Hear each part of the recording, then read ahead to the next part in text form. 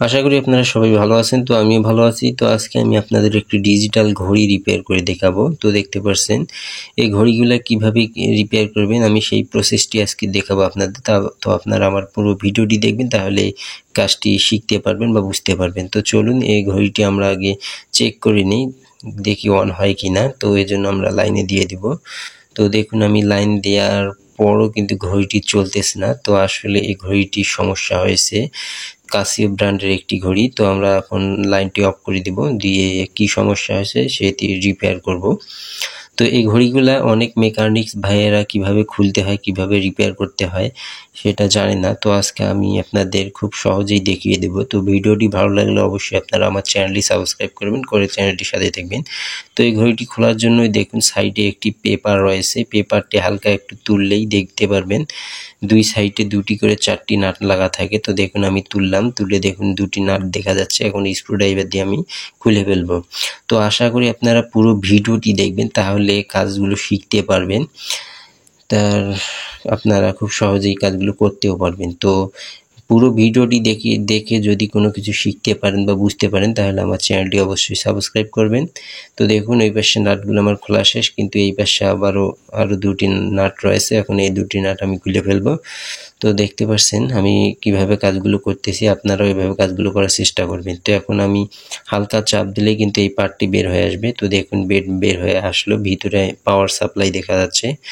তো আমি এখন অপর প্রান্তের যে পার্টটি আছে সেই পার্টটি খুলবো। সেম একই রকম দেখুন এই প্রান্তে যেভাবে খুলছি এই প্রান্তেও সেম একইভাবে আমি খুলবো। তো আপনারা অবশ্যই পুরো ভিডিওটি দেখবেন, পুরো ভিডিওটি দেখলে আপনারা বুঝতে পারবেন কিভাবে কি করতে হবে এবং শিখতে পারবেন। টেনে টেনে দেখবেন না, তাহলে কিছুই শিখতে পারবেন না। তো পুরো ভিডিওটি দেখে যদি কোনো কিছু শিখতে পারেন, তাহলে অবশ্যই আমার চ্যানেলটি সাবস্ক্রাইব করবেন, আর ভিডিওটিতে লাইক এবং কমেন্ট করবেন, আর ভিডিওটি ভালো লাগলে শেয়ার করে দিবেন, যাতে অন্যান্য ভাইয়েরাও শিখতে পারে এই কাজটি কিভাবে কি করতে হবে। তো দেখুন আমি এই পার্টেরও নাটগুলো খুলে ফেললাম, হালকা একটু চাপ দিব, দেখুন এই পার্টটি কিন্তু সম্পূর্ণ আলাদা হয়ে গেল।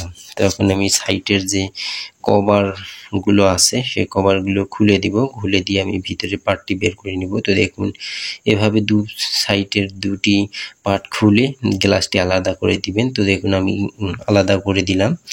ভিতরে দেখতে পাচ্ছেন যে আমাদের বোর্ডটি রয়েছে, পুরো বোর্ডটি দেখুন এখানে পাওয়ার সাপ্লাইয়ের যে লাইনগুলো রয়েছে দেখতে পাচ্ছেন, এই পুরো বোর্ডটি কিন্তু ফুল ফ্রেশ দেখা যাচ্ছে। তো এখানে আমি একটু আইসিটি দেখুন, আইসিটি ফুল ফ্রেশ মনে হচ্ছে, কোনো সমস্যা নেই আইসিতে। তো তারপর আমরা চেক করব। তো এর জন্য আমরা প্রথমেই দেখুন এখানে পাওয়ার সাপ্লাইয়ের যে লাইনগুলো সেই লাইনগুলো লাগিয়ে দেওয়া আছে। তো আমরা আগে এগুলো খুলে নিব। তো আপনারা ধীরে আস্তে কাজগুলো করবেন, ধীরে আস্তে খুলবেন, তাহলে কোনো সমস্যা হবে না। তো দেখতে পাচ্ছেন আমি পাওয়ার সাপ্লাই তারগুলো এখন খুলে দিব। এটি পাওয়ার সাপ্লাই, এটার মাধ্যমে এখানে পাওয়ার আসে, তারপর ঘরটি অন হয়। তো আমি পাওয়ার সাপ্লাইয়ের এখন লাইনটি খুলে দিব। তো আপনারা কাজগুলো অবশ্যই ধীরে আস্তে করার চেষ্টা করবেন, কোনো প্রকার জলদি কাজগুলো করবেন না। তো দেখুন আমি পাওয়ার সাপ্লাইয়ের যে লাইনটি সেটি খুলে দিলাম। তো এখন আমরা এই দেখুন পাওয়ার সাপ্লাইটি, তো পাওয়ার সাপ্লাইটি আমরা আগে চেক করে নিব। এই দেখুন এখানে পাওয়ার আসে, তারপর ঘড়িটি অন হয়, কিন্তু আমরা এখন পাওয়ার সাপ্লাইটি আগে চেক করে নিব। তো দেখুন আমি পাওয়ার সাপ্লাইটি দুটি তার কেটে নিলাম, কেটে নিয়ে দেখুন এই দেখুন মাথাটি আমি কেটে নিলাম। এখন আমি পাওয়ার সাপ্লাইটিতে লাইন দিয়ে মেপে দেখব আসলে এদিকে পাওয়ার আসে কি না। যদি পাওয়ার আসে তো ভালো, আর যদি পাওয়ার না আসে তো পাওয়ার সাপ্লাইটি নষ্ট হয়ে গেছে, এই কারণে ঘড়িটি অন হচ্ছে না। তো এখন আমরা ডিজিটাল একটি মাল্টিমিটার নিলাম, অ্যানালগ বা ডিজিটাল মাল্টিমিটার হলেই চলবে, এবং আপনারা অবশ্যই ডিসি 50 ভোল্টে সিলেক্ট করে নেবেন। তো এখন আমি মাল্টিমিটারটা ভালো জায়গায় বসিয়ে দিব, দিয়ে আমরা এখন ভোল্টেজটি মাপবো, মেপে দেখবো যে আসলে পাওয়ারটি আসে কি না। তো আমি বসিয়ে দিলাম, এখন আমি লাইন দিব, অর্থাৎ পাওয়ার দিব পাওয়ার সাপ্লাইটিতে, দিয়ে মেপে দেখব আসলে লাইন বা পাওয়ার আসে কি না। তো চলুন আমরা এখন পাওয়ার দিয়ে দেই। তো আমি সিরিজ লাইনে আবারও লাগিয়ে দিলাম, এখন আমি মেপে দেখব যে পাওয়ারটা আসে কি না। তো চলুন আমি মেপে দেখি।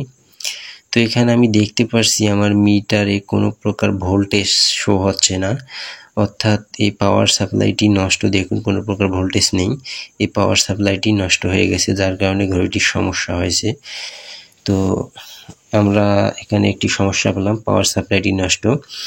এই পাওয়ার সাপ্লাইটি নষ্ট, যার কারণে ঘড়িটি অন হচ্ছে না, এটি হচ্ছে প্রধান কারণ। তো আমরা তারপরও এই সার্কিট বোর্ডটি চেক করে নিব, আমরা দেখব বা সার্কিট বোর্ডটিতেও কোনো সমস্যা হয়েছে কিনা। তো সেজন্য আমরা দেখুন এখানে পাওয়ার লাইন যেখানে ইন হয় সেখানে আমরা 12 ভোল্ট, যেহেতু এই ঘড়িটি 12 ভোল্টের একটি ঘড়ি, সেহেতু আমরা 12 ভোল্টের একটি ব্যাটারি দিয়ে চেক করে নিব বা বোর্ডটি আসলে ঠিক আছে কিনা।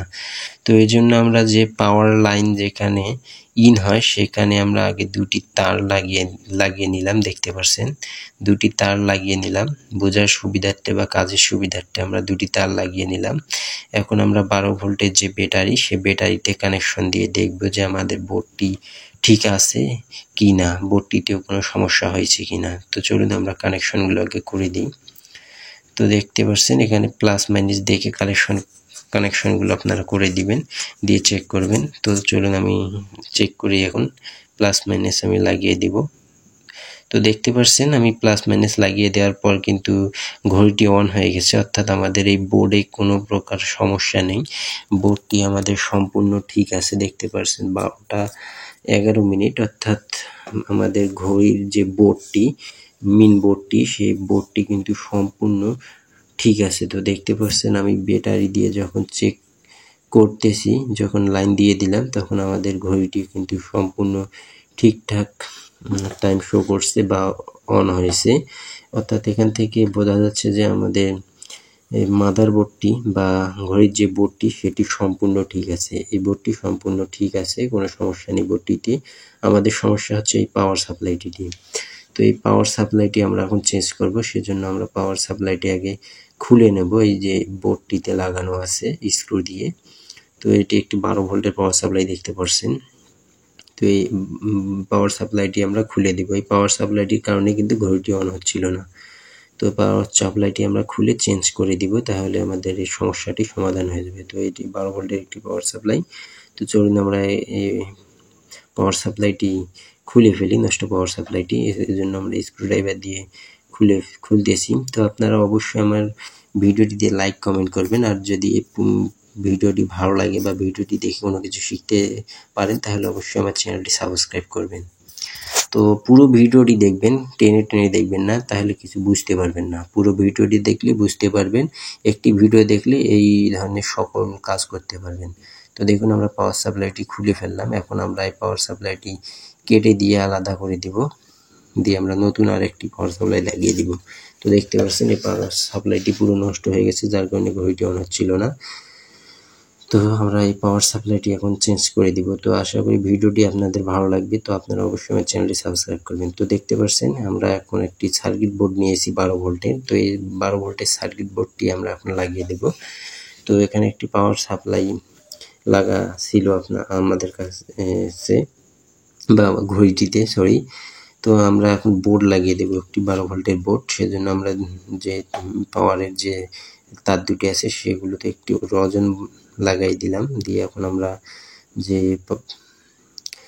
সার্কিট বোর্ডটি নিলাম সেখানে আমরা কানেকশন করে দিব, যেটি মেইন লাইনের তার, সেই তার দুটি আমরা আগে কানেকশন করে দিব।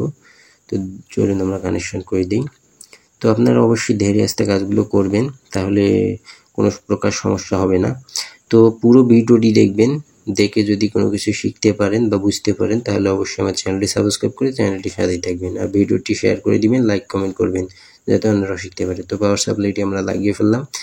তো এখন আমরা যে বোর্ডটি আছে সেই বোর্ডটির যে প্লাস মাইনাস আমরা দুটি তার লাগিয়ে নিয়েছিলাম, সেই তার দুটি আমরা এই সার্কিট বোর্ডটির প্লাস মাইনাস দেখে লাগিয়ে দিব, দিলেই কিন্তু আমাদের কাজ শেষ, ঘড়িটি আমাদের সম্পূর্ণ ঠিক ওকে হয়ে যাবে আগের মতো। তো চলুন আমরা প্লাস মাইনাস দেখে তার দুটি লাগিয়ে দিই। তো আপনারা অবশ্যই ধীরে আস্তে কাজগুলো করার চেষ্টা করবেন। আর এই ঘড়িগুলো কোনোগুলোতে 5 ভোল্টের পাওয়ার সাপ্লাই থাকে এবং কোনোগুলোতে 12 ভোল্টের পাওয়ার সাপ্লাই থাকে। তো এই ঘড়িটিতে যেহেতু 12 ভোল্টের পাওয়ার সাপ্লাই, সেহেতু আমি একটি 12 ভোল্টের পাওয়ার সাপ্লাই লাগিয়ে দিলাম। তো কোনোগুলোতে 5 ভোল্টের পাওয়ার সাপ্লাই থাকতে পারে, তো আপনারা 5 ভোল্টের পাওয়ার সাপ্লাই লাগিয়ে দিবেন। তো দেখুন আমার পাওয়ার সাপ্লাইটি, এই যে সার্কিট বোর্ডটি 12 ভোল্টের নিয়েছিলাম সেটি লাগানো কমপ্লিট। এখন আমরা চেক করে দেখব যে ঘড়িটি অন হয় কিনা। তো চলুন আমরা আবারও ঘড়িতে পাওয়ার দিয়ে দেখব যে কি অবস্থা এখন। তো চলুন আমি ভালোভাবে একটু সেট করে নিই। তো এখন আমি পাওয়ার দিব। তো চলুন আমি লাগিয়ে দিই। তো দেখুন লাগিয়ে দেওয়ার সঙ্গে সঙ্গে আমাদের ঘড়িটি কিন্তু অন হয়ে গেছে। তো দেখতে পাচ্ছেন আমাদের ঘড়িটি কিন্তু অন হয়ে গেল। তো আমাদের মূল সমস্যাটি ছিল পাওয়ার সাপ্লাইটি নষ্ট হয়ে যাওয়ার কারণে আমাদের ঘড়িটি অন হয়নি। তো আশা করি ভিডিওটি আপনাদের ভালো লাগবে। ভিডিওটি দেখে যদি কোনো কিছু শিখতে পারেন তো অবশ্যই চ্যানেলটি সাবস্ক্রাইব করবেন।